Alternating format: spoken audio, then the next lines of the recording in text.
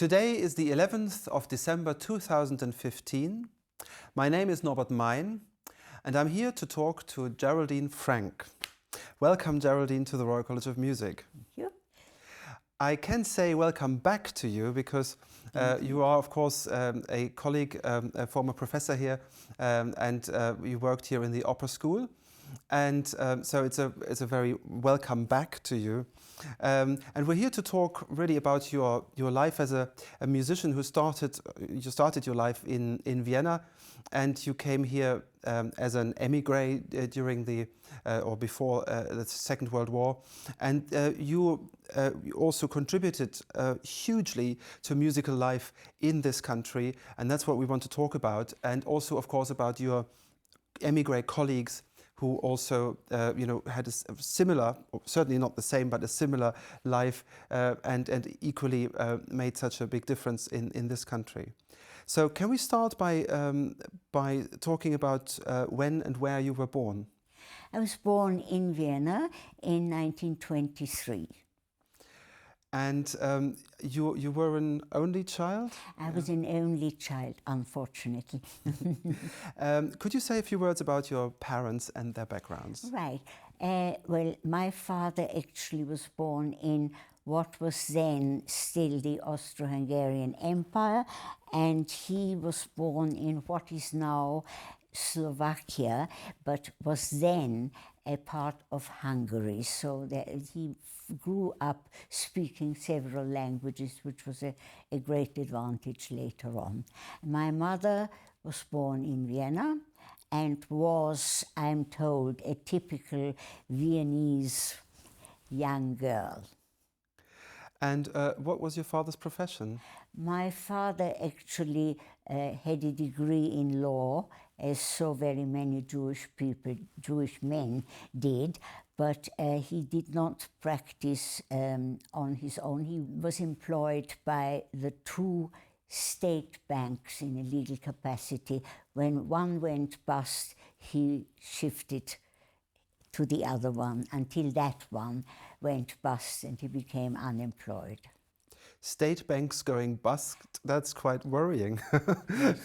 Yes, but these were worrying times. Indeed they were, and from early childhood I was very much aware that they were worrying times. And your mother? My mother did not have a profession. She was just a Hausfrau and attended to the things that interested her, and they were mainly concerned with literature and music. Now, where and how did you live in Vienna as a family?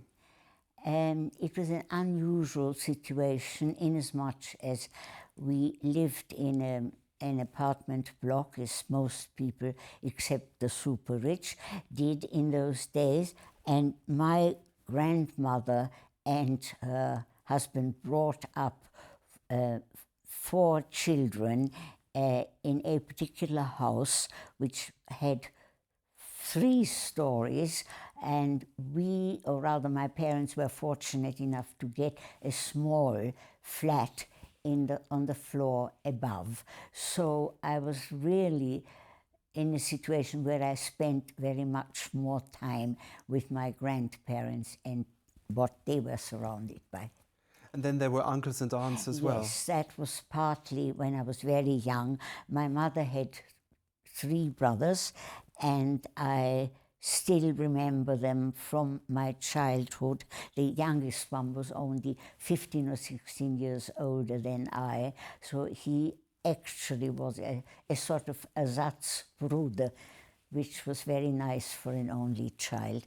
The others were all about to get married and indeed left the maternal home in due course, so they were no longer there by the time we are talking about. Mm-hmm.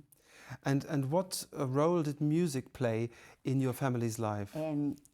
A predominant role, because I cannot remember any time when music was not evident.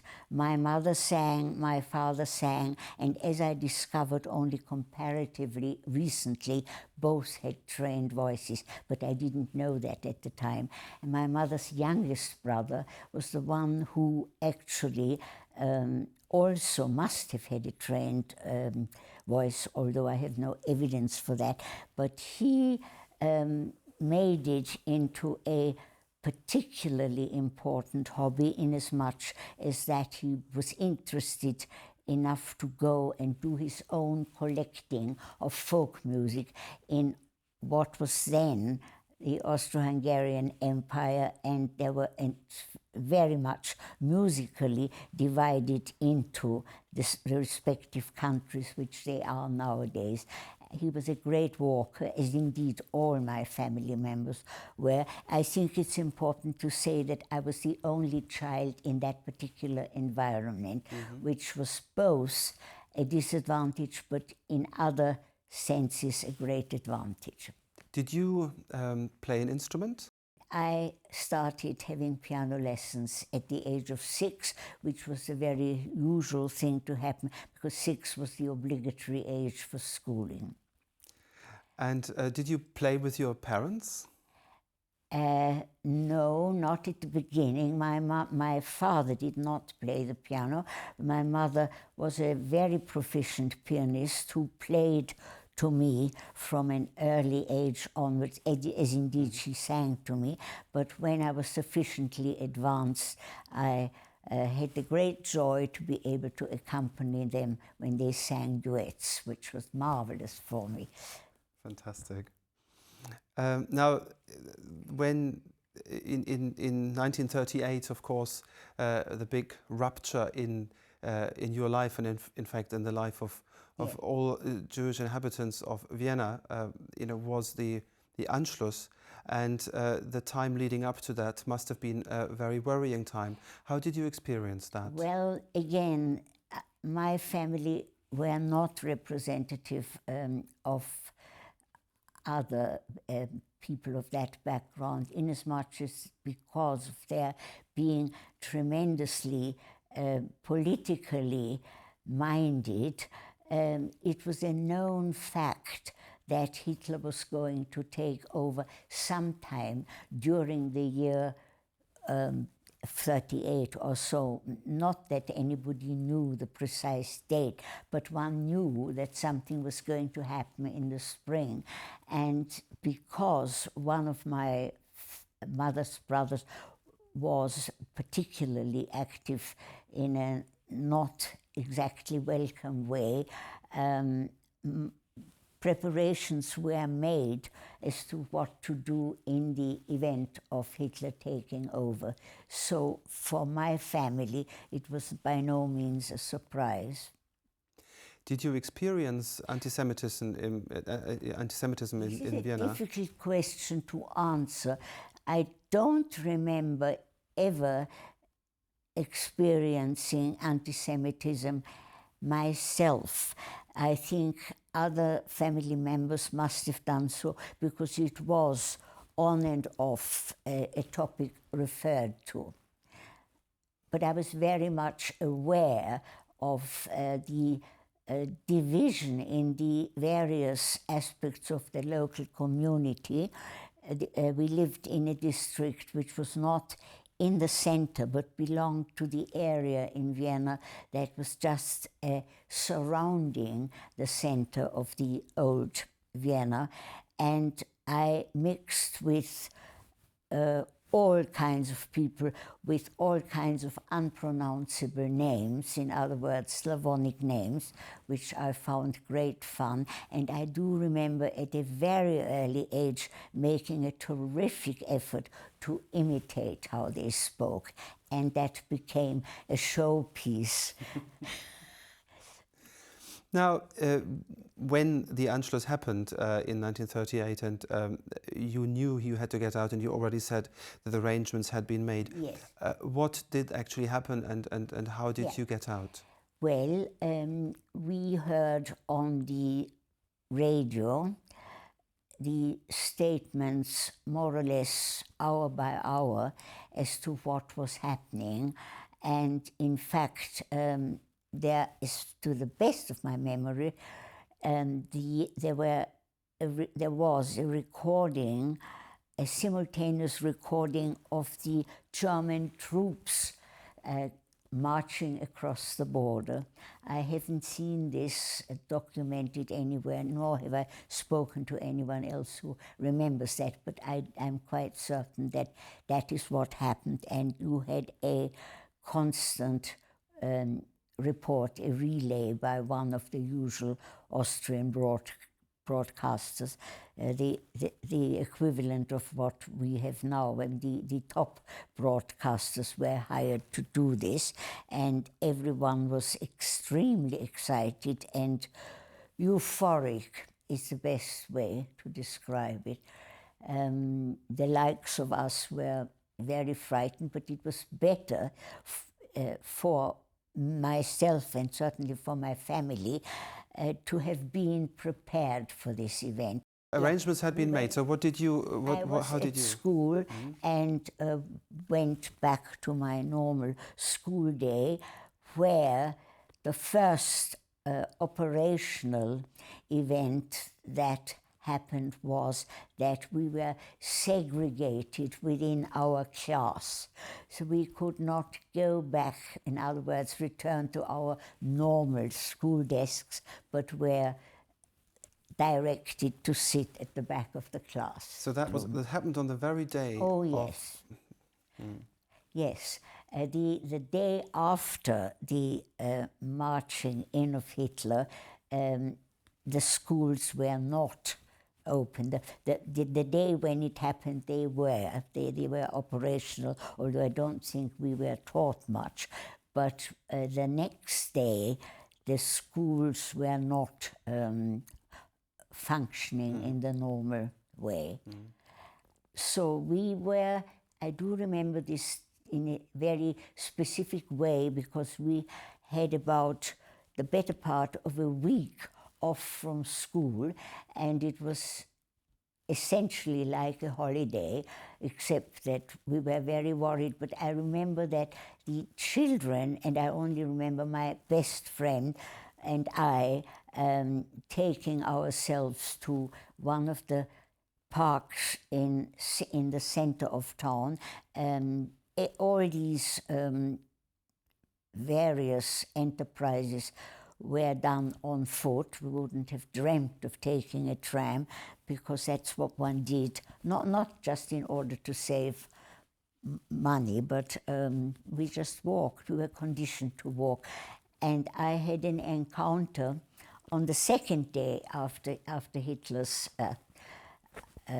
dominance. The German soldiers walked around Vienna. They must have had some sort of free time and came to look at the parks, and they saw two young girls sitting on a bench. So you were 14 at the time? Yes, just 14.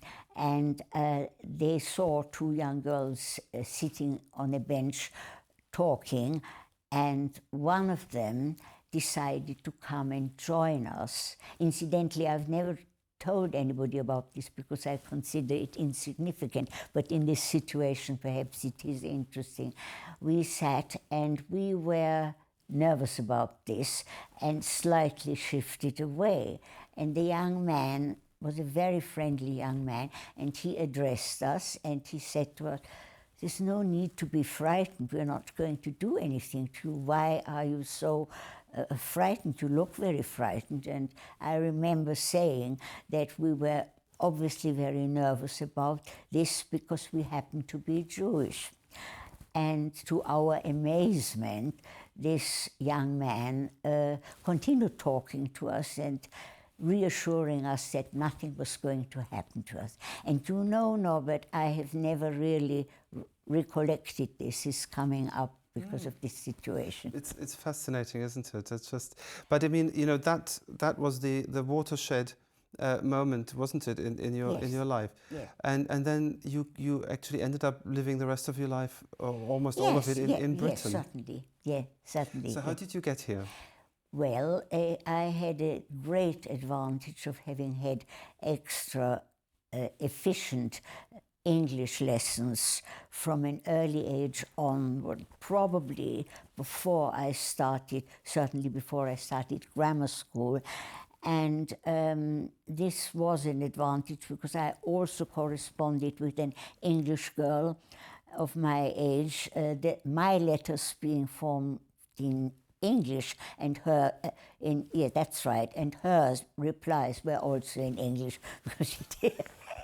Yes, which in retrospect was very atypical for those days. But helpful for you. You know, I enjoyed, I knew how to write, not very sophisticated letters, but I was able to communicate both in language as in writing. And this girl actually had invited me for a holiday in London for the subsequent summer. So I had looked forward to coming to England anyway.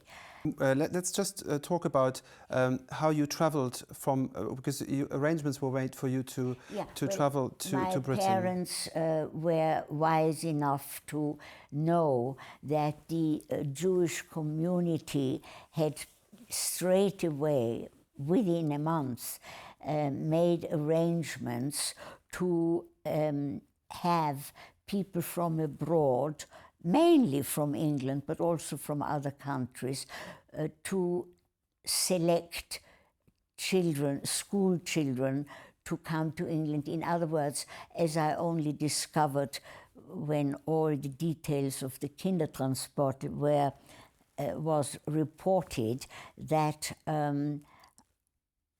the arrangements were made as they were subsequently in an organized manner. But I can say that I came over as a pre-Kindertransport child, but arranged by the same community, which was the community in Vienna, together with a refugee committee in London by then functioning. Mm-hmm. So I attended an interview with a very nice young woman who asked me all sorts of questions, and I was able to answer in English, which somehow seemed to have impressed her, because it was a very prolonged interview during which she asked me to say what I would like to do when I had finished school, and we discussed that. And I was intelligent enough not to mention that I wanted to become a singer. But I said I'd always been interested in working with small children, and that was accepted. I think it was rather crafty in retrospect, but you know, I must have learned what to say, and that was it. And she told me and the other 2 or 3 people, there weren't very many. I do not know how my parents discovered about this arrangement, but I knew within probably less than a month that I had been accepted. And you traveled, I believe, with your uncle and aunt. Yes, that was more or less chance. They were told that I was going to be met in London by somebody from the refugee committee who would take me to a family that had been chosen to look after me. So my parents were not, when I say not unduly worried, this is simply referring to what was going to happen to me. They weren't particularly worried. Of course, they were worried about separating from their only child. Now, I think it had been arranged, but I wasn't aware of the time, that an uncle and aunt of mine were traveling to England too, whereby the need for this was very, very urgent, because my aunt was married to an Austrian who was not Jewish and was of the age where he would have been enrobed for the army. And furthermore, they were in great danger because they belonged to a pacifist organization.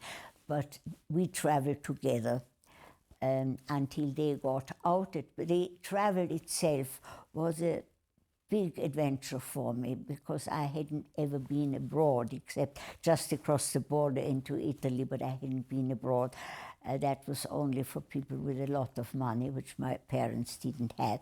So when they left the train to send a telegram to my uncle's family to say that they had reached Belgium, they never returned, and I traveled to Ostend by myself, surrounded by luggage and other people's luggage. And in retrospect, I'm very, very surprised that I wasn't scared, but I wasn't. It was an adventure. You ended up, you arrived in London with your own and your uncle's and your aunt's luggage? No, they caught the boat in the end. Oh, I see. But I had to get onto the boat by myself. But I had help from so other they people. just about made the boat with you. Just about. And then you arrived in London together. Yes. And I expected to be collected, and a young man came up to me and asked me my name, and I told him, and he said to me in so many words, "And do you know where you are going from here?" Whereupon I said, "No, my parents were told that I was placed with a family." He said, "I have no idea what to do with you." These were his very words, because it's now past office hours. I have nobody to contact in the office to tell me, and I don't know what to do with you. This was not very pleasant for me. However, the people collecting my family were immediately able to come to the rescue by saying, "We can't do that, you're coming with us." So this is what I did, and I entered a very strange community, were strange to me. The people there were actually the heads of an organization called War Resisters International, which was partly linked to the Quaker movement, who did an enormous amount for endangered people, not necessarily Jewish, but some were Jewish. The Quakers helped a lot of refugees, didn't they? They were quite wonderful. And everyone was acutely welcoming, particularly because they were impressed with the fact that I was able to speak English. On the other hand, as I soon discovered, and that is something that was perpetuated, I spoke with a marked Austrian accent, as I still do to this day, and that was caused by the fact of my parents being keen to have me learn English at a very young age, which I did and am grateful for, except that I was very bored when we had English as a subject in the grammar school, but that's a minor disadvantage. A major disadvantage was the fact that I retained my Austrian accent, which is explained by the fact that we were taught by an Austrian how to speak English. Now I can, with a little bit of an effort, talk English properly, but I don't, because it sounds frightfully stilted. Wow. You mentioned to me previously that in that house where you first were put up with this pacifist organization, that Mahatma Gandhi had been staying there. Yes. The people showed me, the lady of the house showed me to the lovely room that was going to be mine for longer than I had anticipated, and whispered to my aunt and uncle, "This is actually the room that is occupied by Mahatma Gandhi whenever he comes to England, but the young girl won't understand who that is." Whereupon I became literally angry and very, very bad-manneredly said to the lady, "Why did you think that I don't know who Mahatma Gandhi is?" Yes, that was so there you were, a 14-year-old girl from Vienna, on her own in London, of course with extended family, but staying in Mahatma Gandhi's room. That's right, and I was extremely proud of the fact, and I still am. And that's why that story has been doing the rounds for all of my long life. even at that time, although one was very worried as to what was happening to the world politically, and specifically to one's parents, it was, I don't know why. I was very, very enterprising myself. I was very much aware of the fact that I was occupying some person's legitimate refuge by staying with those very kind people, and I saw no way of liberating that much cherished Gandhi's beautiful room other than going to the refugee committee myself. So I took the train from Enfield to Bloomsbury, then Woburn House, and asked to see the person in charge of the immigrant children. And that took many weeks because I got elbowed round these crowded rooms which were occupied by desperate people crying and exchanging their own experiences and begging the committee to make arrangements for their families to come over.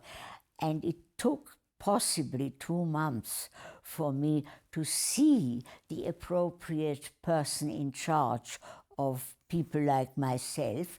And the interview was something that I, of course, remember vividly to this day. The other people in the room were all very kind. It was, I think I was the only young person to go begging for help from the committee. And I saw, retrospectively, a very well-known lady in help in the setup to help refugee children, but she was known to be a lady not particularly inclined to use a friendly disposition towards the beggars. And I stood in front of her and I said, look, I'm occupying the place of someone who needs it more urgently than I do. What are the arrangements for me to be placed with a family as promised to my parents? And she said, this is not the case as far as you are concerned. We are sending you to a school where you will learn how to do housework as quickly as possible so that you may take a place becoming a maid in somebody's home, which was a true shock to me. Not that I minded learning about housework. I had done housework since helping at home since I was a small child, and I was particularly attached to our Bohemian domestic maid. My grandmother had helped since she was 16. It's neither here nor there. It was a profound shock to me. And I couldn't argue with her because she was a very, very unpleasant woman. And I subsequently lodged with people who had known her at that time and who knew about the fact that she was very important in the committee. And even then, I had to continue to go to Woburn House because nothing happened throughout the summer. And I felt really guilt-ridden about this, much as I resented the idea of being sent to a school to learn housework and to discontinue my own life because I was very keen on going to school. I was more concerned, of course, with the fact that I was occupying a room that was very truly designed for somebody who probably would have gone to prison. But this is all, I mean, just this very condensed period, around your arrival here must have, it's so many, decisions were made at that time which were important. So moving forward a little bit, I understand the school that you were placed at was in Cricklewood. And yeah, the school, yes. The school I ultimately got sent to had a very posh name. It called itself the Lady Margaret School, because the person who ran it was an Oxford Lady Margaret graduate, and she had previously run a school in somewhere in Italy where a lot of English people had settled. I forget where it was. And she tried her utmost to run it on the then and still now manners of English private schools, inasmuch as she actually made it a rule that these school children there wore an extremely expensive and very good looking school uniforms, and we were divided into the, I don't know if you know the school system in prevailing in private schools. You may not know. Well, at least this applied to the period I'm speaking of. The school had several houses to which you belonged for sports purposes and other aspects of showing your loyalty. It's really dates back to, well, there were times when the colonies were very important, that I discovered when I had the occasional geography lesson and saw an atlas with nothing but pink areas. And that I was allowed to attend the occasional lesson. That was as a sort of concession. And I must add to this that we were not going to that school for nothing. The committee paid our school fees. There were about 12 refugees, as we were called then. No longer do we consider ourselves worthy of that particular title, where it depended on your age, and I had the misfortune to be 14, which at that time meant that it was no longer compulsory. I, again, didn't know this until later. So she was not breaking the law by preventing me from continuing education. But instead you were trained to do housework? Well, not trained. The school was a day school, and the only boarders, as we were people like myself, either quite a bit older than I or a lot younger. And the other boarders were people whose parents had sent them to London from places like India or from the colonies, in the belief that they were getting a special education, because the prospectus showed that there were houses and there was a wonderfully beautiful school uniform, and they did not know any better, except that it was cheaper than the majority of really good schools. So you were actually was working for the school? Yes, and I became suspicious when I realized that the mistress who taught Latin, in fact, also taught needlework, and I thought, that can't be right.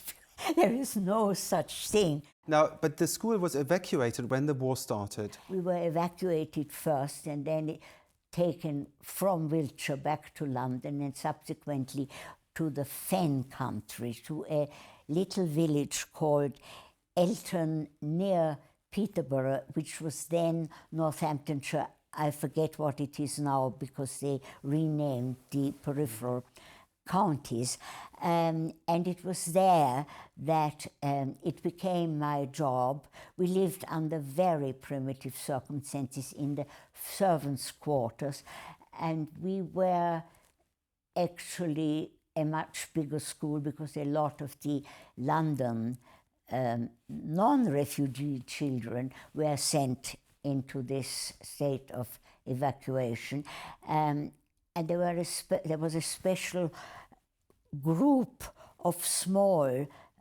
children of kindergarten age, preschool age, who were boarded in a special tract of the house we lived in, and they unfortunately had the misfortune of succumb to a whooping cough epidemic, and only one of my Viennese girlfriends was looking after them, so the headmistress quickly made me join them.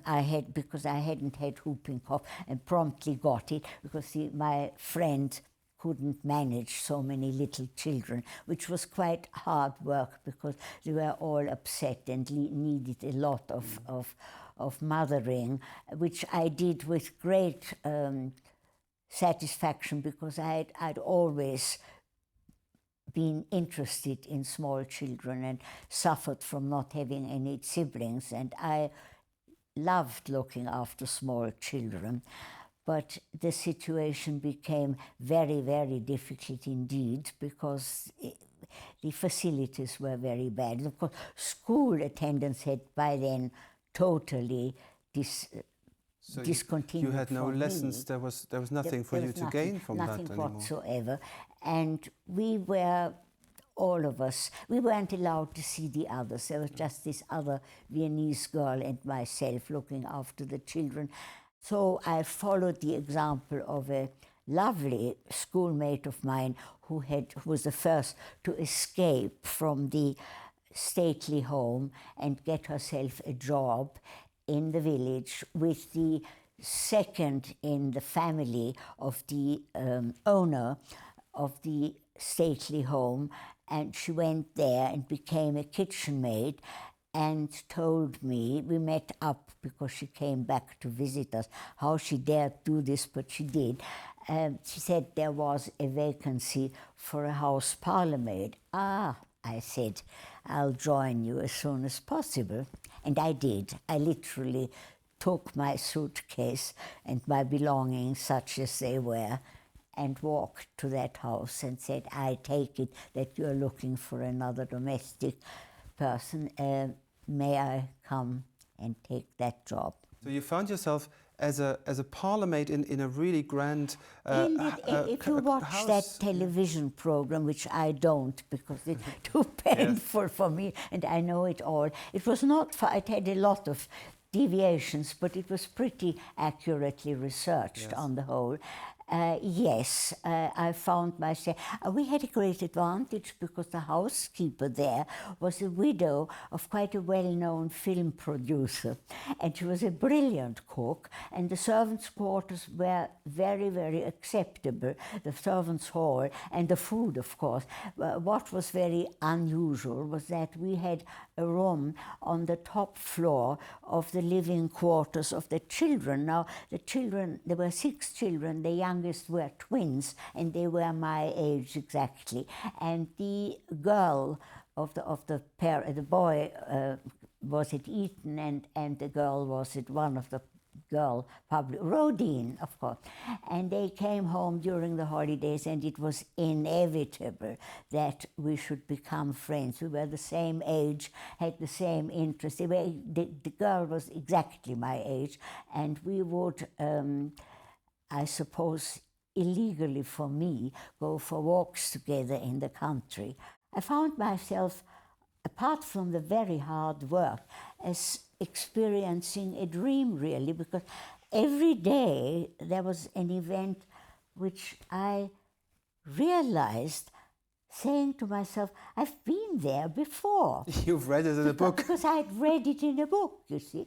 So the lady of the manor, that'll be interesting for you to hear, she was of a generation, and that was the last generation who did this, who obeyed this old-fashioned practice. She'd been sent to Germany to a finishing school, actually very near to where you come from. And she spoke absolutely flawless, accent-free German. And when she wanted to give me a particular directive, in case I forgot that Thursday was the day for the back stairs, she would lift up her hairnet and open her eyes, because I had to bring the morning tea separately, that her husband slept in the dressing room and she occupied the big room and they were very devout Anglicans, which had an altar in it, which was a new one for me, but it was all very... You see, I was young enough to experience it as interesting as something. Anyway, we are deviating. I saw that piano and dusted it every day, and one day when I was convinced there was nobody in the house, I couldn't resist opening it and playing a few chords or something I knew from memory, and that was overheard by her. I got a great deal of reprimands by her. I wasn't supposed to do that. On the other hand, lapsing into German, she spoke to me. And also, the one thing both the Viennese housekeeper who did the cooking and my German school friend, drew the line by not calling them sir or madam. We didn't. We called them Mr. and Mrs. They didn't have a title then, they had subsequently. And so she was interested to hear that, interested enough to ask me about my background, and I briefly told her, and I told her that I was brought up in a music-oriented family and had played the piano since the age of 6 when I had started. And so she was sympathetic to that. She didn't say, you can practice if you like. That would have been going too far.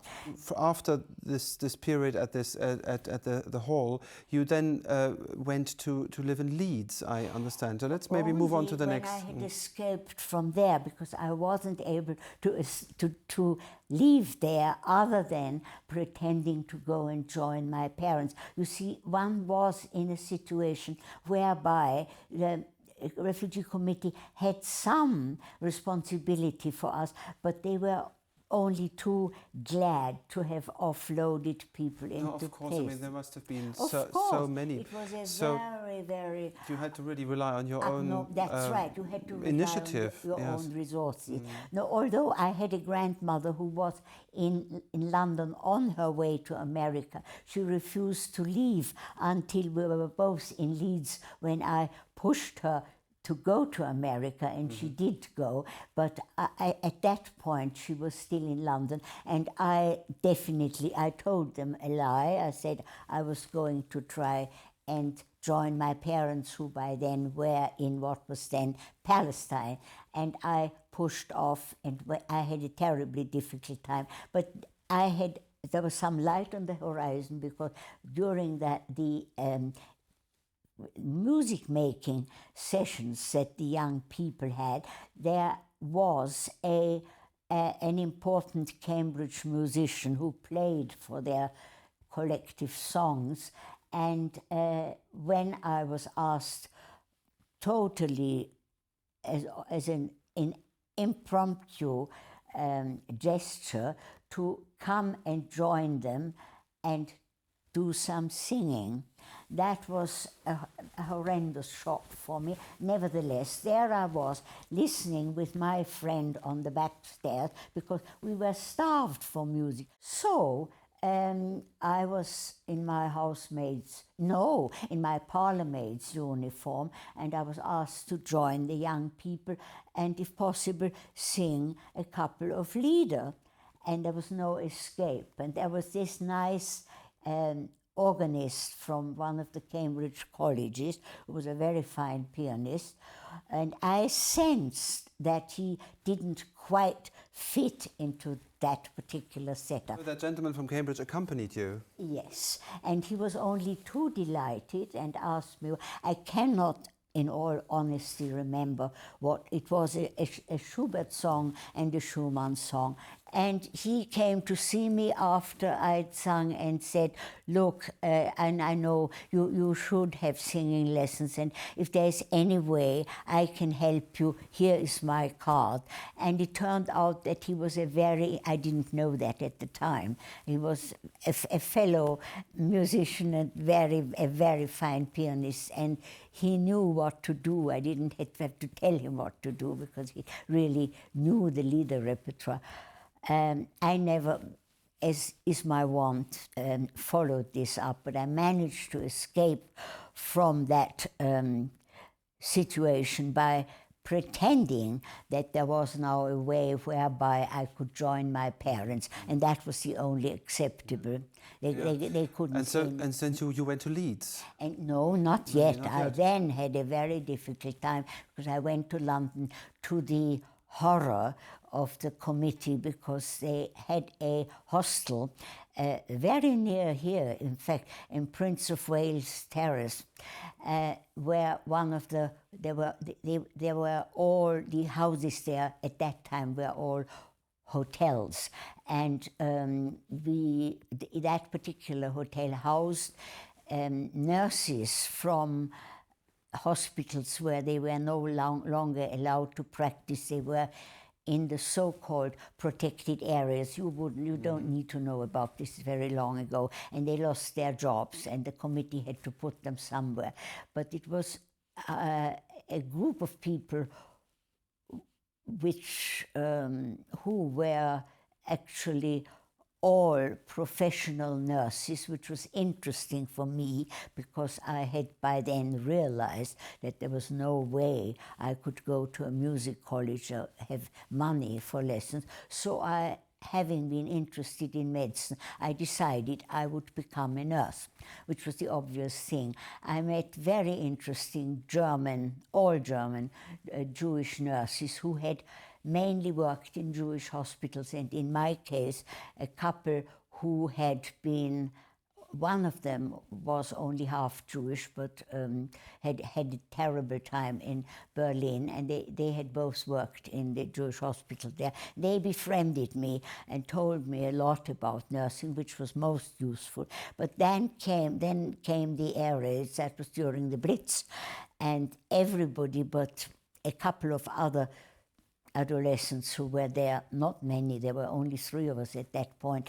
Actually, the grown-ups all wandered off into an air raid shelter every night, but we didn't. We stayed there and sometimes visited them with the little food that we hardly had. We didn't really have enough to eat, but we survived. I mean, at that age, you survive.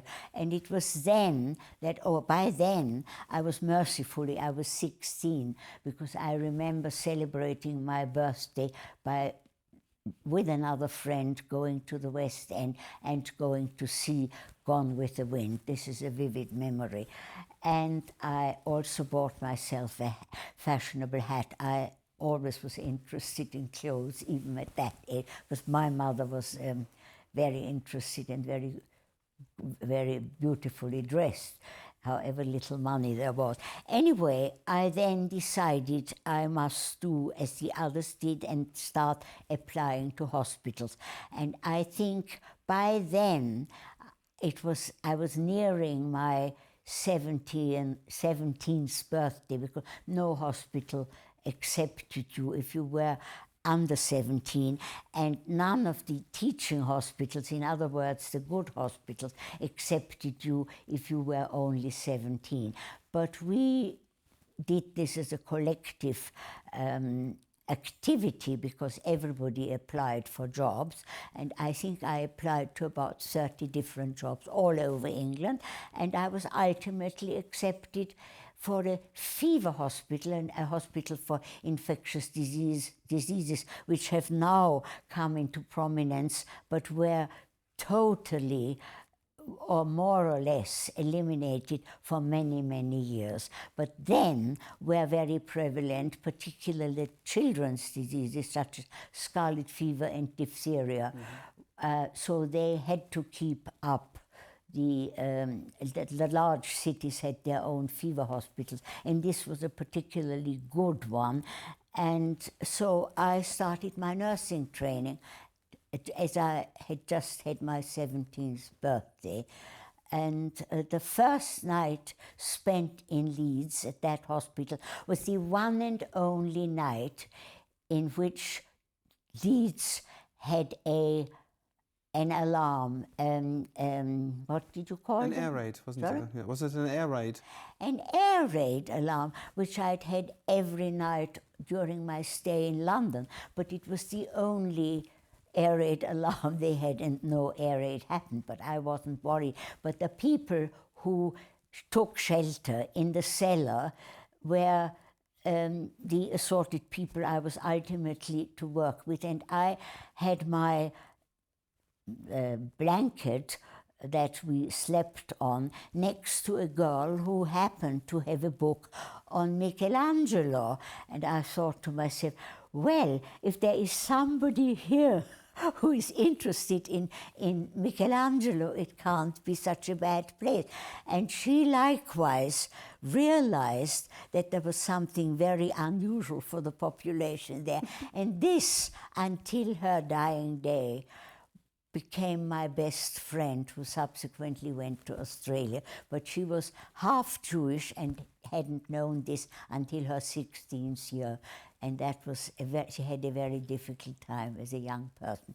But she wanted me to tell her about things Jewish, which I did, including teaching her Yiddish songs, which my grandfather taught. Every member of my family taught me different things. My uncle taught me the songs as sung in Slovenia or in Hungary, where he had been on his various researches, and he had brought back for me the peasants' instruments and things, but he at the same time taught me excerpts from the St. Matthew Passion when taking me on walks. And he would sing recitatives, because he had a tenor voice, and he had sung under Bruno Walter in the big symphony chorus. But he was absolutely wonderful, and he taught me the first time I ever heard the recitative to arias of the evangelists, and first sang and then spoke them to me, getting me to copy him, which I did. I learned the tenor part of the St. Matthew Passion. The St. Matthew Passion was not constantly performed work in Vienna at that time at all. And I remember being taken, I'm going back to Vienna because it is relevant, when my parents decided I had been to concerts with them, and I'd been to the theatre a lot, to the theatre for children, and I'd been to the opera, but I had not been to an oratorio, because that was, my grandfather was still alive then, and I think for some unknown reason they didn't really trust me. But one day they decided, as there was a Christmas oratorio in one of our local Protestant churches, need I say that, because the Catholic churches didn't perform this regularly. I mean, I learned all about that as a very young child, and they made a special not effort, but they thought it was time that I was quite old by then. I think I must have been about 8 or 9. They took me to my first Christmas oratorio. And I shall never forget this, because it was such an overwhelming experience. My mother had played excerpts from me, and I knew what it was about. But the one thing that I remember most vividly was the echo of the repeated phrase. The echo aria. Yeah. Now, of course, you must have later on, when you worked as a language coach with all the choirs in London, you must have come across this piece so many times. I did. Of course I did. That had a significance. Yes. Mm-hmm. I think I was about 7 or 8, quite old for my... Yeah. Yes. So you were in Leeds teaching this 16-year-old girl about music and songs that you had learned. That's right. And I understand, yes, I'm sorry. Yeah, it's all right. I understand that you also then went and you taught yourself the guitar, and you went around... I did not teach myself. We both belonged to what was called an international centre, which did not exist in London, but it existed in Manchester and in Leeds. No, not even in Birmingham. This was a provincial set-up. Well, Leeds was an important town then, but non-Jewish or mixed race political refugees founded that, and it was founded before the influx of all the Jewish refugees, but it was an extremely well-run cultural and social establishment which had facilities for music making. It had a wonderful choir which was run by somebody who subsequently I became very close to, and he played. He was a medical man. He was a surgeon actually, but he was a trained musician, and he played the guitar, and he was an excellent choir master. Another person was played for us, and we sang international folk songs as a choir, as a group, and with harmony. There were very good voices there. It wasn't a village institute choir. It was really. I can judge that in retrospect, yes. having worked with choirs of all kinds.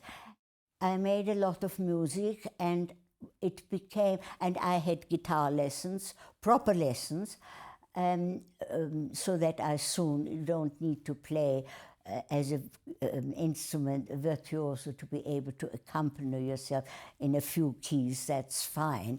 And by then, it was the politically correct thing to do to bring internationalism, and particularly what was happening in the East. You must relate this to the period. You're too young to know about this, but there was a period during the war where anything connected with the Soviet Union was used for propaganda purposes.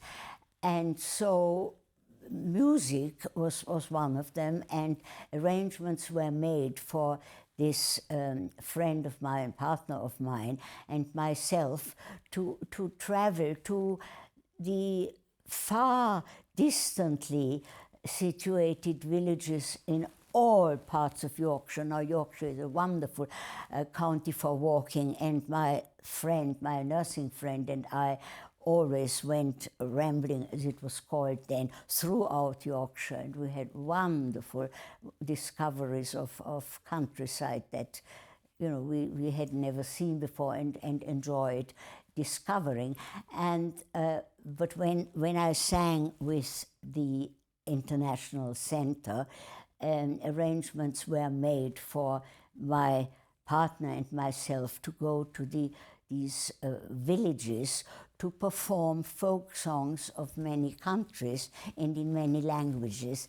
And I was really very, very keen on doing this, and did not, as I certainly did once I became a classical performer. I was plagued by nerves. I never had any of that because I had done a lot of performing as a small child, as a dancer, as a trained dancer, and I never knew what it was to have stage fright. And I remember sitting on the improvised stages of village halls on a chair and somewhere to rest my foot, as one does, playing the guitar, and simply providing them with folk songs of a collection we had made. Your nurse's training in continued and in Leeds. Did you finish it at Leeds, or did you then? Oh yes, indeed. Yes. They were separate state exams and professions. I have a nursing qualification, which now is coming back, but was not used. It's now coming back with the advent of diseases like Ebola and interesting tropical diseases. But in those days, there were a lot of childhood infections, particularly. So you were trained to deal with infectious diseases. Yes, yes. So and then you moved to London. Yeah, unfortunately, I had to stay in that hospital 3 years instead of 2 because I wasn't old enough to sit my finals. Mm-hmm. So I stayed until I had my certificate in infectious diseases nursing, and I then followed my friend Gertrude to a general hospital, not in London, well, not in Middlesex, where she had started her general training. Mm-hmm. And this is where I ended up. And I then decided I couldn't dream of starting singing lessons until I was qualified. And when I was qualified, I got offered a job at Hammersmith Hospital, which was very prestigious, and I found it very difficult because it was I was only in charge of wards that were research wards, and I was too young to appreciate the necessity of research. I found it very disturbing. And by then, I started making an effort to A, find myself a singing teacher, and B, it should be the other way around, A, to find myself a job which would enable me to have regular practice possibilities and acquire. So that was the time when you were in Hammersmith. That's right. And that was at the end of the war. No, the end of Not the yet? war happened when I was still at my in my training school, because those of us who experienced the occasion will never forget how and when it happened, because obviously it was a day of great celebration and in which everybody joined. So I was not quite, I can't have sat my state final. You have to sit a state examination. But it was very near there, because the conditions in Hammersmith, not for the, as far as we were concerned, we had a very wonderful nurses' home, but conditions altogether in London were really no different than they had been in a wartime situation. You don't conditions don't change from one day to the next. Yes, and that was the time when I made a distinct effort to find myself a singing teacher in the first instance, and also a job. And I didn't know many influential people, but I knew the Freud family because my mother's brother married into that family, one of my mother's brother. So I wrote to Anna Freud, who invited me to her famous house where the museum is now, and her famous, much written about Viennese servant who baked a special Viennese cake for my visit, and she was incredibly nice and only said, "How could you imagine that I didn't know who you were? I knew you when you were a 3-year-old. So I said, "I'm sorry, I'm only writing a polite letter." And she found me a job within less than a week, and then I was able to do both singing as well as working in a sphere that was not altogether medically unrelated, you see. But they appreciated that my priorities, where I did my singing practice before I had a piano, I practiced at the studio.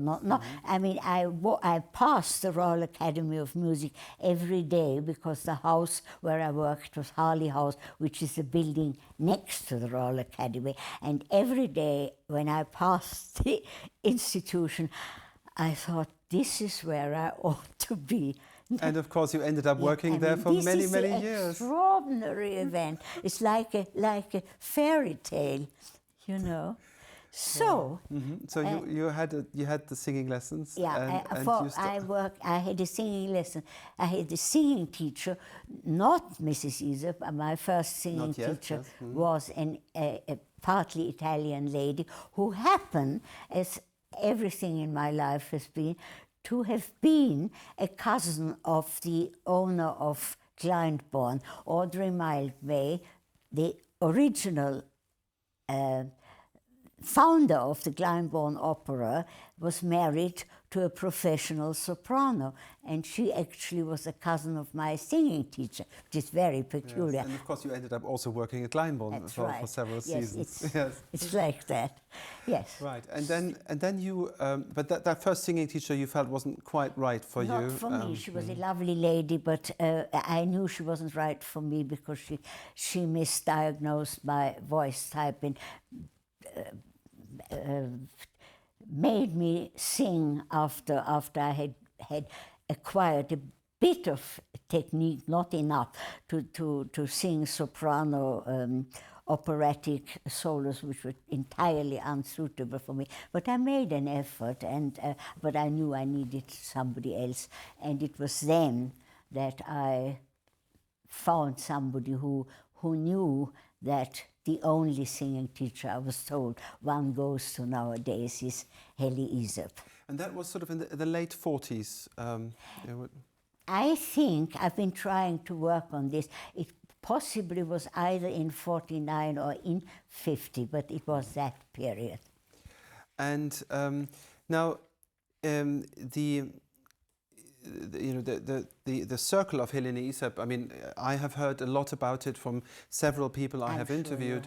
Was of course very central, and of course I interviewed Dame Janet Baker here recently, who also studied with her, and so I just wanted to ask you to give your description of what it was like. You got to know the family quite well, yes, and also the other pupils. Yes, she came of a background that was, in my terminology, that of what I called the super Viennese people, of whom there weren't very many. But that is the circle of Hofmannsthal. And don't forget her mother, whom I knew very well, who was totally Jewish. I mean, she was Jewish altogether, although, you know, she would mention it, and they had a lot of difficulties.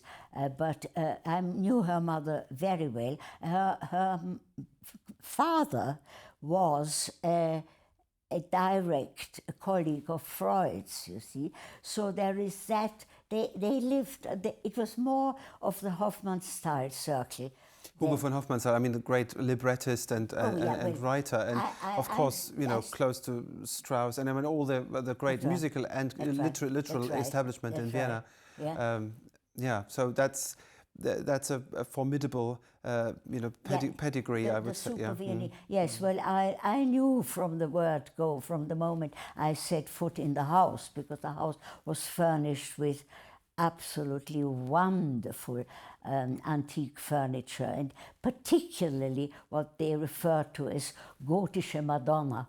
But not Madonna, I mean, very, very valuable pieces like that. And I knew what the things were, but I hadn't been in a house like that before.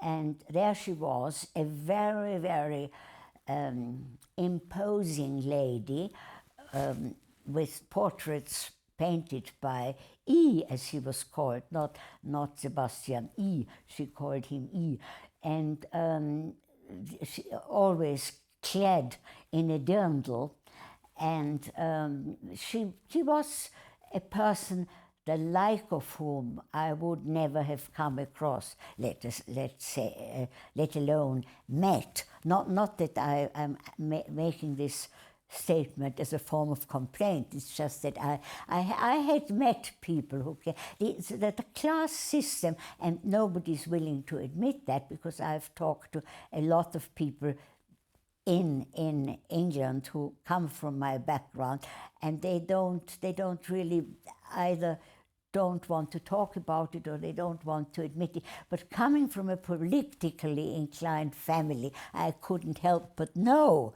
what it was. And from the way she spoke, the other characteristic of their use of language, not her husband, although he spoke proper Austrian, not dialect. When he first met Hofmannsthal, he was a Bauernbursch, a peasant's boy from a provincial province, in fact, the province that was depicted in a lot of his paintings. But she had an air about her, which although I hadn't had much experience of it, immediately associated with the people that were depicted by Hofmannsthal. I didn't know it at the moment, but only in literature. I didn't know about that. And so I started, we all had to do a perfunctory audition. Well, everybody did, because she had more pupils and she could accommodate. And she immediately said, yes, I'd be delighted to teach you, but you'll have, like very many other people, you'll have to unlearn. Well, you know about the background of all of this. Yes. We've all been through it. And I was very impressed with her, but very, very doubtful as to whether this was going to work for me.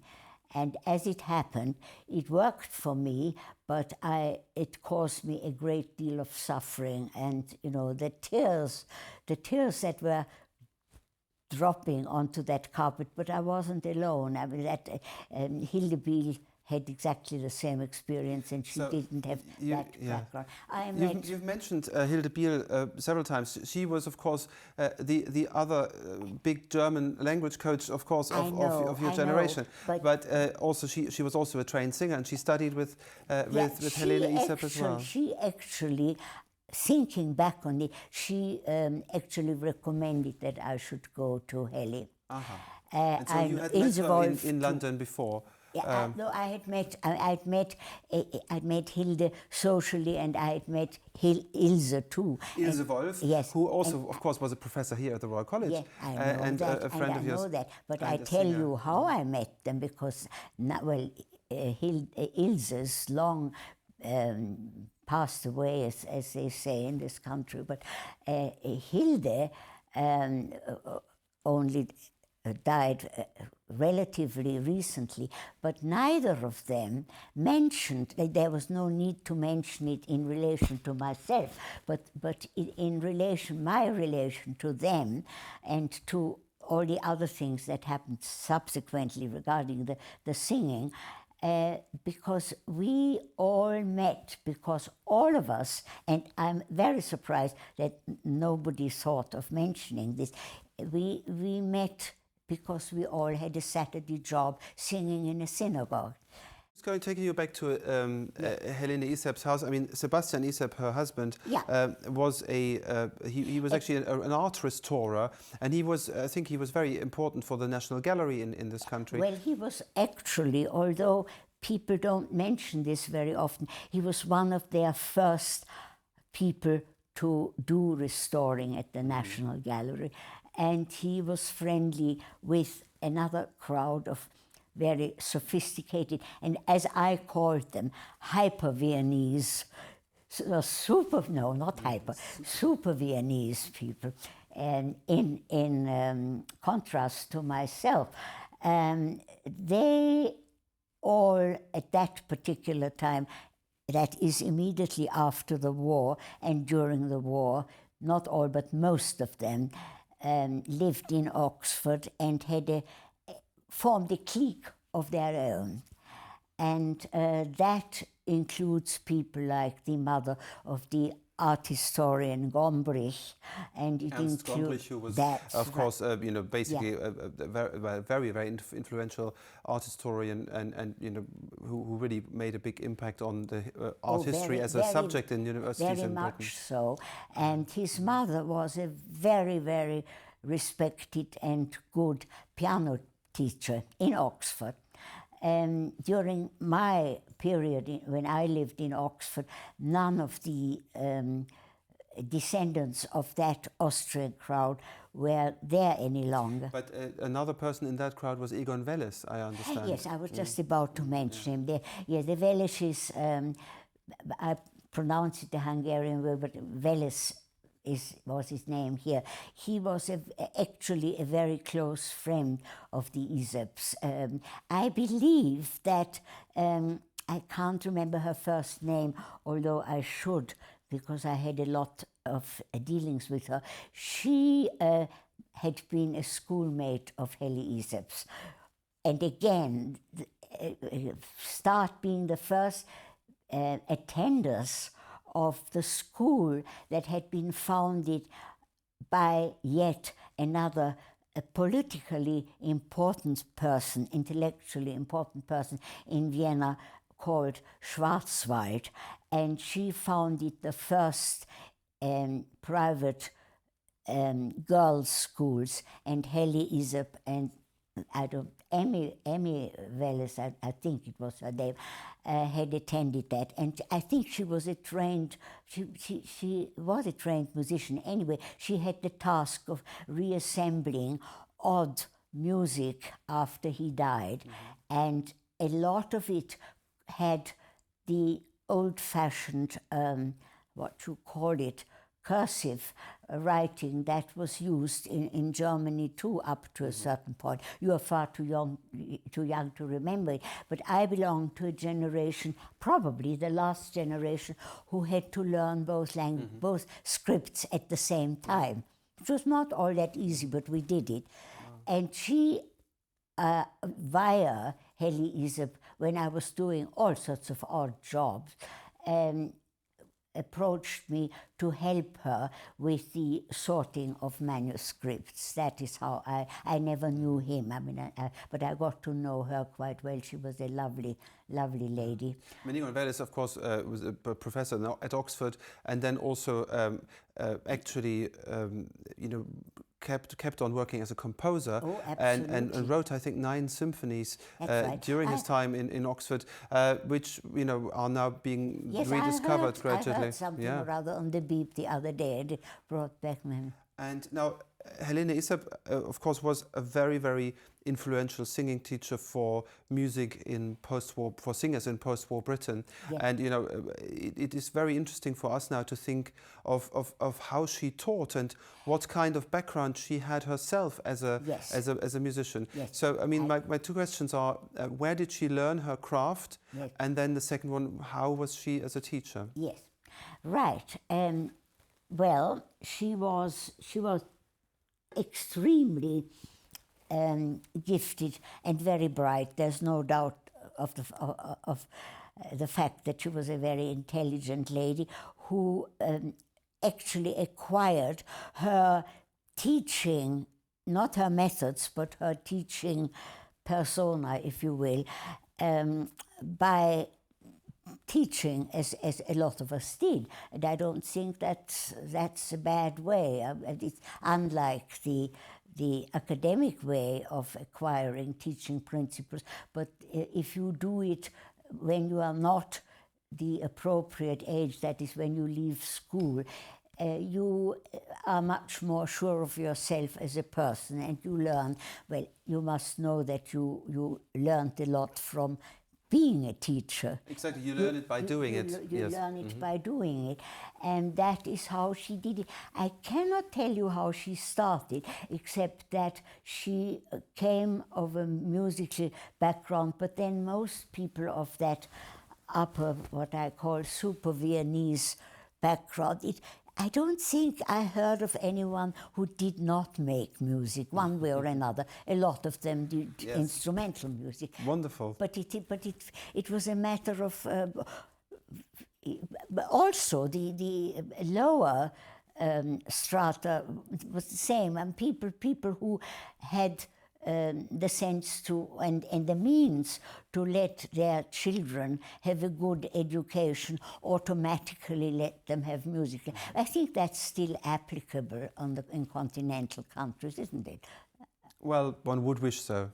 Well, yeah, but no, I think it's still, well, yeah, right, I can echo that. Well, she got married when she was quite young, and she studied with a singer who was half Austrian, the other half was Canadian, and that singer was called Emmy Haim and is documented. She was, I think, a lightweight voice, a soubrette. She worked both in opera and on the concert platform.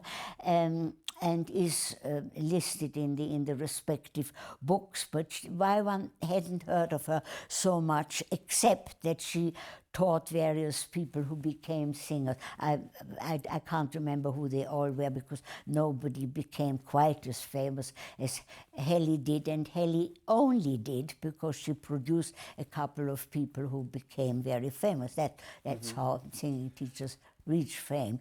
And she, Emmy Haim, in turn, used a method that was practiced by Lili, not Lotte. It's very important to stress it. Well, not to you, because you will know that. Lili Lehmann was a venerated Wagnerian singer who sang in America and in the continent, and actually produced a book where she described her methods, which date back somehow to the Florentine Camerate, and in particular to this is where my memory. Do you mean Caccini? Yes, Caccini. Yeah, because I was so concerned with pronouncing the Italian C not as a K that the name went. Yes. Caccini. Well, yes. that's one of the earliest sources we have, of course, about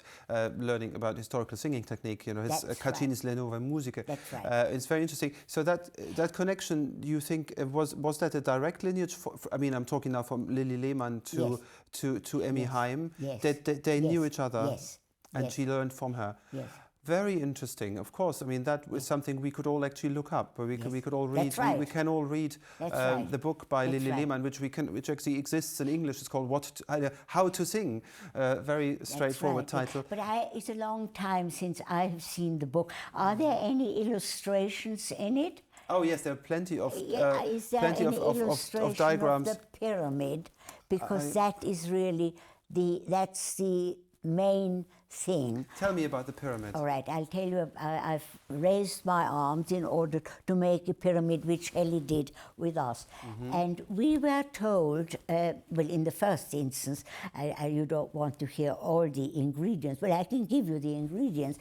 We were told that, well, I had that indoctrinated by my first singing teacher, that you never think of the area of the throat when you sing. Well, you know about that. You and I haven't actually talked about singing before, so yeah. So they always use things that will take away your thoughts anatomically from the throat, and this is very sensible. The Caccini method was based on wonderful symbols, namely a triangle emanating from this part of your anatomy. In other words, the joint occipital bone to the temporal bone, and is an ordinary triangle which has in it at the top a little ball made of precious metal. What metal it is left to you. You want to have it in silver. The precious metal of your choice. So that ball I is... saw the tree. I saw part, not all, part of the treatise in Florence in the museum. So it's definitely documented. Wow. And so you have this, you imagine this triangle above your head, yes, and that's as spinning... far as possible, and it is in permanent motion. Where the motion comes from is a secret. Nobody tells you, except you have to accept that it is in motion, because your task is to get on it. Yes, so basically to aim high enough, I think, with the breath and with your whole attention, to aim high enough so you get onto it. The breath was taught in the conventional manner, namely that it is instigated. I had a big advantage there because I did a lot of anatomy, and so, you know, that was very, very useful in the event. And the breath is instigated from a muscle that we have control over, and that starts the diaphragm getting into action. Nobody will actually tell you how you reach this. You've got to get on it, and you've got to get on it when you discover your breath is activating the expansion of your lungs, which provide the food for the energy for this to happen. Yeah. So activating the breath with, you mentioned the muscle. Do you know which muscle you're talking about? Well, I'm talking about the diaphragm in general, but I'm talking about this area. Yes. Which is just immediately beneath your ribs, Yes. but not low enough. They don't know, well, I did because I learned that from my Italian teacher, saw no reason to give it up. She did not really tell you much about the implementation of the abdominal muscles, but Yes. I know that I certainly use them in my teaching and certainly in my singing. But she does mention the expansion of the rib cage, and in particular, I'm now not sure what comes from Heli or what came from the Alexander teaching that I had. And we, when I say we, students by then, students and admirers of the Britain crowd who started the first English opera school, and the principal of which was Joan Cross and Anne Wood. She made it possible for us to have Alexander classes, and we were the first lot of singing students that were Alexandered, as it became known. I mean, the Joan Cross connection, and of course Joan Cross, the famous British singer who sang the title role in Gloriana in that Britain's. was her last role. That was actually concurrently the case when both Jeanette and I attended the opera school, because once she came from a rehearsal and she said, "I've decided where to have my throne." You know, she was yes, she was a very, very intelligent lady and a very gifted actress. I never cared very much for her voice, but she was a good and much wanted English singer. I don't know. Singing technique was not a topic ever discussed at the English opera school, and when it came to people reaching a stage when they needed to change teachers, it was entirely left to us. So that actually you became, I think you were offered a scholarship to be part to join the opera school. I didn't sing to her with a view to going to school. I sang to her because I had reached a stage when I had done quite a few concerts, and I didn't really know how to go further. You know, I didn't have an agent, and she was very much. She and Anne were very much in the limelight, because the inner circle of the Britain was a group that people who were interested in music were very anxious to penetrate, as it were. Yes. It wasn't that difficult. I mean, you had to have... But that was actually slightly before you met Helene Isep, if I understand right. No. Of yes, course. that's right. So you were still with your first singing teacher, but you... That was before, that's right. That's so you joined the English Opera School. Yes. And you got training there. I had no intention of joining. I went to her because people did, because she was regarded as an expert, which she was. But then she invited you to join the school. And she let me sing all that unsuitable stuff, all soprano. I sang a Donna Elvira aria and things which I had no business to be singing, but nobody had told me that that wasn't my voice type. So I sang confident. I wasn't a bit nervous because I had a great deal of admiration for what these people had done for music. I knew about the Britain Circle, and they sent me out and to come back after a few minutes, and they said, "We would like to invite you to come and join the course." You see, so it's then that I had to find a sponsorship to pay for this, and I did, because I'd never had a grant before from some Jewish benevolent society or other. And that was really the only period of my life when I was not having to do a job in order, you know, that was a luxury period. Didn't quite work out the way I had envisaged it, but that's to do with the Aesop story. But anyway, that's how it happened. Yes, Heli was both greatly revered by people who knew her and greatly admired and greatly feared. There were concerts at her house as well. Oh yes, we selected people gave a memorable concert at her house. At her, what I just don't believe it, that her 60th birthday. You know, at my stage of life. Actually, in our days, 60 is no great age to reach for anybody. You know, not speaking of myself at 60, very much a worker at 60.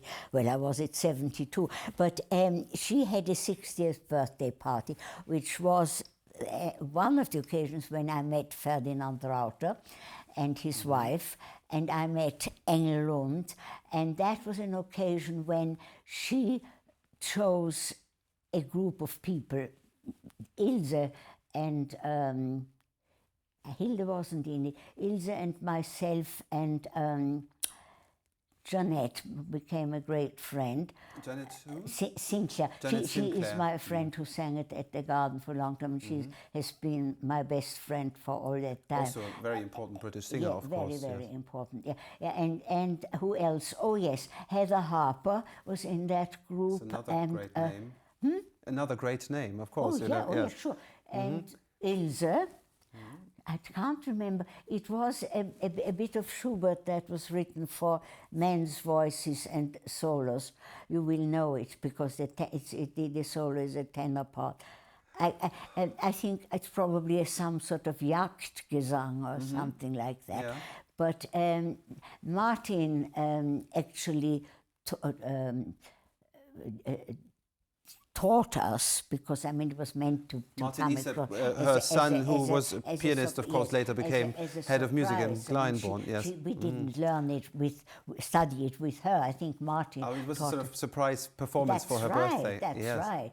And there were only chosen people who were in the audience, and the Rauters were there. But I have a feeling I might have met both the Rauters before then, but I'm not sure. I certainly had met Engelund, who was there before then, because very soon after I started having lessons, I was at a vulnerable stage, not permitted to do anything but certain exercises on. She only used, that's interesting, maybe of interest to you, she only used 2 vowel sounds, and they were E and R, with E having the preference. E is a more difficult vowel than R in my experience, but that old Italian school chose E, and that is what she did. And in order to get onto, this is very specialized, onto that vowel, it had to be preceded by a consonant, and the consonant was V. So the entire exercises, the discipline of that school of singing was on vi, vi, vi, vi, va, va, va, va, vim. Wem, so whom. The Yes, yes. the last consonant permitted was the M. Vi, vi, vi, vi, va, va, va, va, vim. Wow. And so you had to do that throughout the range?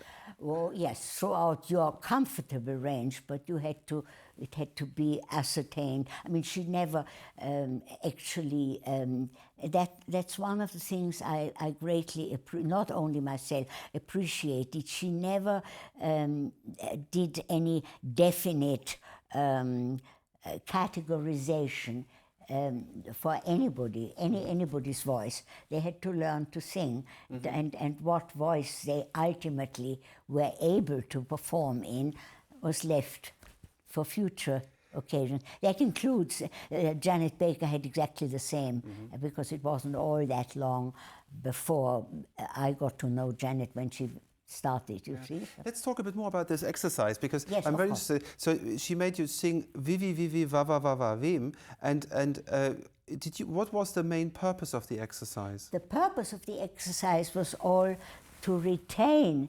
you had got onto that before you started singing. You knew how it was there to enable you to sing. You had to look, all this singing theory, as you must know, because you must have come across it, everybody who gets involved with that has to work with images. and this was the image that was Yeah, based on. but one could argue that that act, actually, what of course what it does, it does lift the entire, you know, the attention of the singer That's right. above That into is- the upper resonance chambers, yeah, and of course then the vowels need to be in a very very particular place and very very slender Yes. to follow That's one why after the it's other. outside the body. Yeah. That is the reason. I mean, she did talk about placing, and of course, I have used placing constantly because I use it when I work with English singers, and they ultimately present German stuff to me, which I know actually more about the tenor voices than any others. For some reason or other, you know, it was a great privilege to work with John Padmore, who has Mark Padmore. Mark Yeah. Padmore, sorry, I mean Mark, before he became the majority of the male singers who came to me for language picked me up when they started singing professionally, having left Cambridge or Oxford, and have managed to get into the BBC singer group. And certainly Mark picked me up when he saw what I did, because my method of teaching, I'm sure that applies to everyone who does, is adjusted to who the individuals are and what they're able to do. I mean, the notes I gave the BBC singers are very different from the notes I gave to the Covent Garden soloists, you see, because... Yeah, so, but what is so fascinating is that Yeah. your knowledge and your experience of training as a singer on such a high level informed later on your work as a language coach. And of course, you were actually equipped to help those That's right, I singers hope. by showing them, by actually knowing how they actually produce it, not right. just the result that they should No, they produce, have to... but also you had to enable them The ones to who actually wanted achieve that. to were given the goods by me, and usually I was able to adjust myself to their own habits. You see, I mean, this is where experience matters, because I know if somebody sings concentrating only on, you know, this was an important area in the Aesop method too, but it wasn't really mentioned. I mean, I knew it was the sinuses, but she didn't mention the sinuses. That's my advantage, you see. But I think she did not use anatomical terminology, nor do I. I mean, that would be, it's just an advantage for me, you see, which with your has medical helped training, me. yes. The other thing now, it's difficult for me to differentiate what I learned from being one of the first group ever of people who had Alexander training, because we were told, I got Alexander, as I called it, by the niece of the great man himself. And they were very interested in teaching musicians, but they were also, they said that to me, that we were, in a sense, an experiment for them, because they had not concentrated on people who used the singing voice professionally. So it was a joint experiment. And I really think that some of my pieces of advice that I have given in the not too recent past, even now, people are sometimes actually based on Alexander principles and not on Hellis. So for instance, that's my age. I do not remember who taught us. I check with Jeanette occasionally, but it's difficult for her too, because she was my group and we both went to be Alexander at the same time.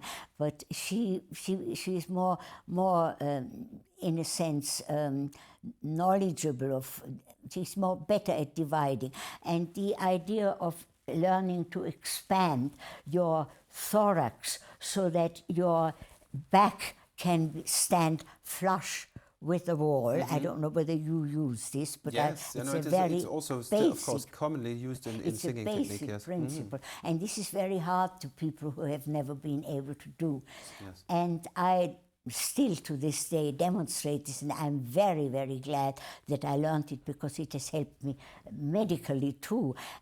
This, I'm not really sure whether that is an Aesop suggestion, because I can't remember her demonstrating this. She was an enormous woman. So she had probably naturally very good posture. No, I wouldn't say that, but she was aware of posture. Possibly she had good, but she doesn't. I never really saw her standing up at all, so I can't tell you about posture. And did she demonstrate singing a lot? Oh yes, she did, but she did on the Vivi Vivi Vava Vava Vim, which also facilitated the loosening of the jaw. You know, that is a very, very good, was it proved to be an exercise which I don't know whether Janet still used it, but I've known her professionally at times when she did. I mean, you can recognize somebody who does that what stable they emanate from. And yes, she demonstrated vocally too. She had a voice that was very easily tameable because it was a tiny mezzo voice which was in areas which should be accessible to anybody who sings professionally or untrained. I don't know whether you want me to elaborate what else she did. Or no, of course. I mean, that's always very interesting. I think, especially yes. because this is something that had such profound effect on singing practice in this country. That's right. Yeah. Well, she was very, very keen on the fact that how one should stand. It's about that is not. I think I got that not from the Alexander people, but from her, how to stand. And she was not all that greatly in favor of, although, you know, a lot of people do this, of putting one's hand on the piano, because that can encourage, you know, tension again in the arm. So well, she taught us to be aware of the things that would detract from, if one still had to cling. She was not in favor of people singing in public, whatever the public, unless you were virtually the finished article, which is also unlike other singing teachers. I discovered that quite late on. No. Yeah, we can study it here. She was very keen on practicing pieces and phrase by phrase, and not on text, but on vi. So both Jeanette and I and Hildebiel, and certainly Ilse, all of us would learn the pieces which we were actually performing on those vowels, yes. with that exercise. I want to try to kind of draw a last sort of arch over your professional life now that started after you sort of had this main period of training with Helene Aesop and at the British Opera School. Yeah. Because what happened then, of course, you found some professional work. You went to Germany to audition, but then you were asked by Helene to nurse her husband. I got torn away from the first step I had made to get work, and you know, I had somebody who really said that they may have worked for me in a provincial house. And when I heard that, of course, it would have taken me onto the next step, because I was really at that stage more interested, if I'd had the opportunity, of performing in opera, because for some reason or other, my training as a dancer and in stage work made that comparably, sorry. I mean, just talking to you as a German makes me having lapses of my English. It's very interesting psychologically. Not that I could hold this conversation in a satisfactory way in German. I need to be in a German-speaking territory to get into the flow of it. Yes, I got, as it were, stopped by this occasion, and that, of course, made me decide I would stop anything connected with singing. It was too frustrating. And so I had various other professions. And how did the language coaching happen? So for some reason or other, I don't think it was Hilde actually, but I had a lot of contacts in music, and somebody told me that there was a vacancy for somebody to take a class at Morley. Morley College, which Morley of course, College. where there were a lot of emigre musicians involved. Where And the head of music was, Michael Graubart. He was the boss of the, and he interviewed me, and he said, welcomed me with open arms. I did a class for people who are aspiring to be professional singers.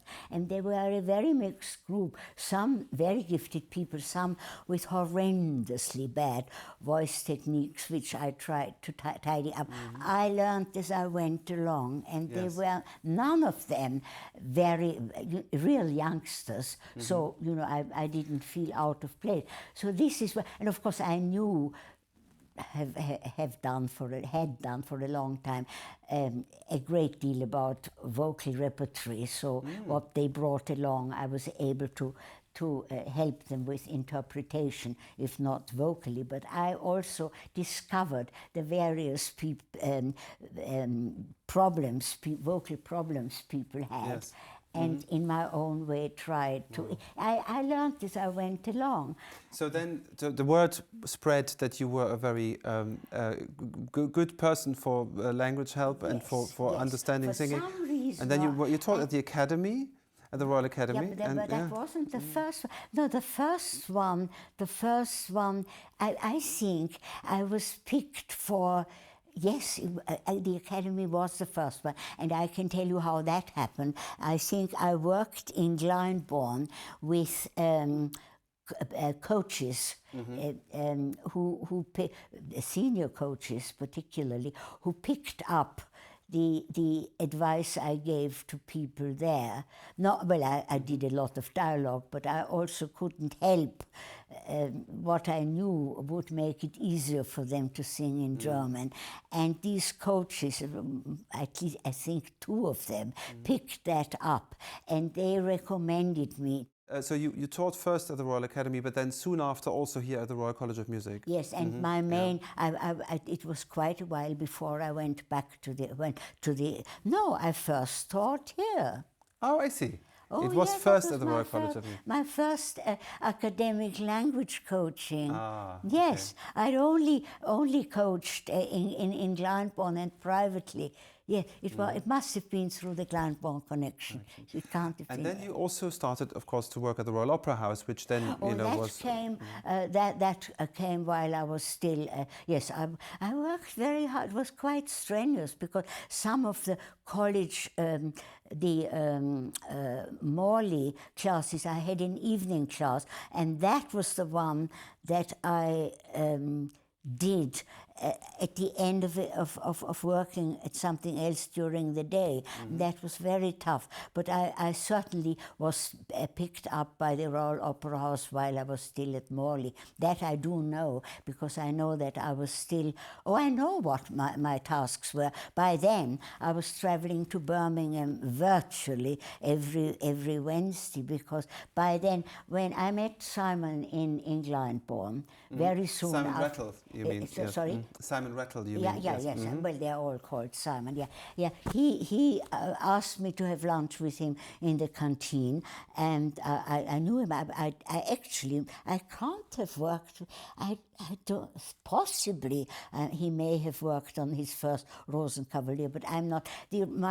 I've worked on so many Rosenkavaliers that they get slightly muddled.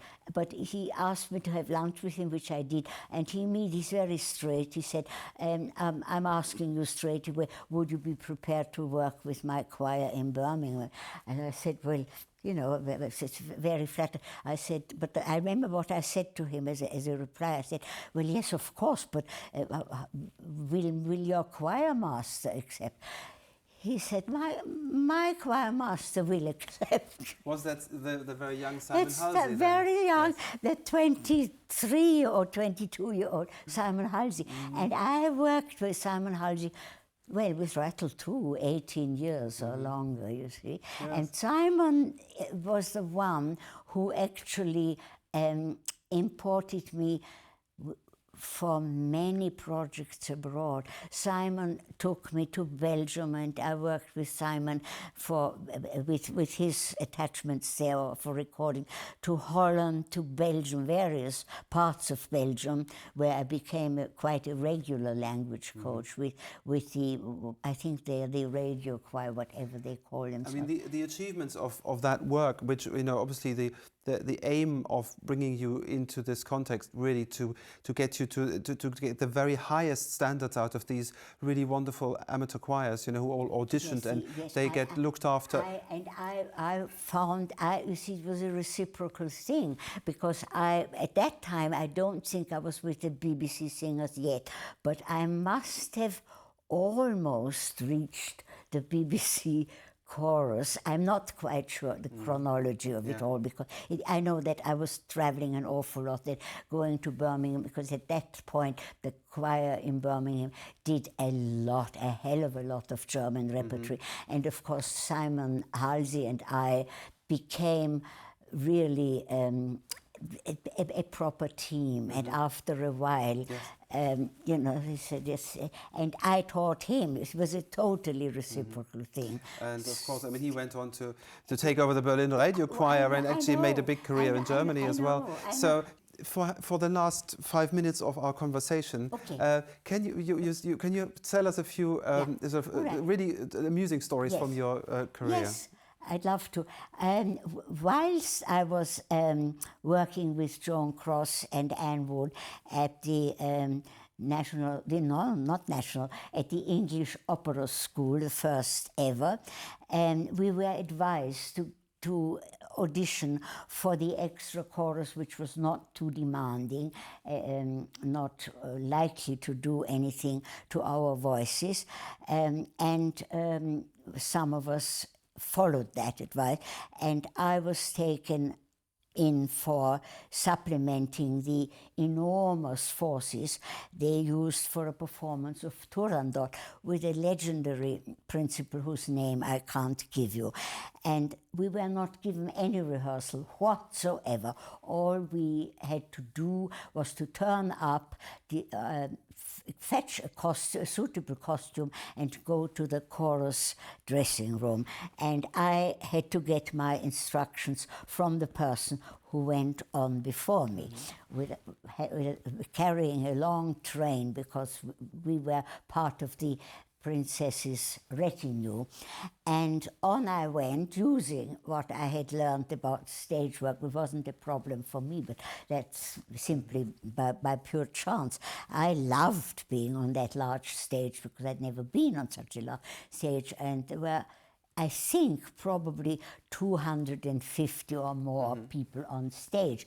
And in the last chorus, there is a bar where the tenor sings Turandot, finishing on a high note, a good Dutch tenor.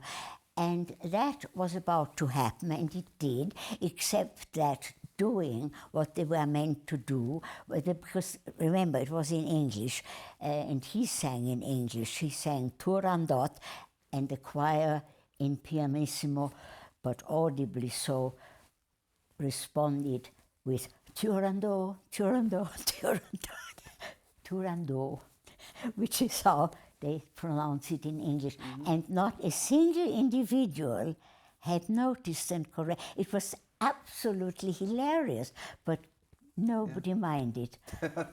I made a point of telling them, but it was too late. So the emphasis on precision of pronunciation, of course you cultivated with your work all your life. Right. That wasn't there to start with so much. I think this is probably connected to it, because I was also, when I worked in Birmingham, I was certainly able to, also later, I think, certainly with the BBC people, I mean the amateurs, I was always able to spot one mispronunciation. I think it's a question of, it's like with any craft you do, there's nothing unusual there. But I think what is probably not so widely spread is the almost obsessive interest in sound, because I did that as a child too. You know, it's a facility that is that you are born with. I think, generally speaking, one acquires that as a result of speaking more than one language. But I was interested in the acquisition of sound and what relevance it had to language, which is a slightly different thing, you know. And I think this is just something one is born with, don't you? Absolutely. But it's wonderful for me to see how those facilities and how those gifts, you know, how you brought them in and made them into something really unique and used them professionally all your life. I don't know And about I mean, I know I can give testimony of the memories that people have in the profession, because I mean, I still do a lot. I do a lot of the work that you used to do as a language coach with many of the same groups. And you know, and I think that the groundbreaking sort of aim of getting this sound precise in connection with the language and creating music out of that is something that you know, to give an English choir or an English soloist the confidence, or from wherever they may come from, confidence to perform in a language they probably don't speak to such a high level. I think you know, that is a particular skill, and I'm sure that, you know, people. I know that so many people you know, benefited from that gift you've had, and still credit you with that achievement. I must answer you to that particular. Thank you very much. It's all very complimentary. But I have a particular flair for working with tenors. No, this is a very curious, and I think it's to do with the anatomy a tenor has, as well as with something in the personality, because it cannot be a pure chance that I've had this skill acceptance from so many tenors, and that is, you know, from on all level, finishing with Domingo. You know, you can't go any further. You know. Well, Geraldine, being a tenor, I would hope that another day we will get together and I will partake of that special gift of yours to deal with tenors. You don't need it. But I think, well, I think that is the point with making plans for the future now, where we should leave this conversation. And I, on the behalf of the Royal College of Music and all the people who will watch this interview, I want to thank you very much for the generosity of giving your time and your memories. It's very kind of you. It's been a pleasure, and I warned you beforehand that I talk too much.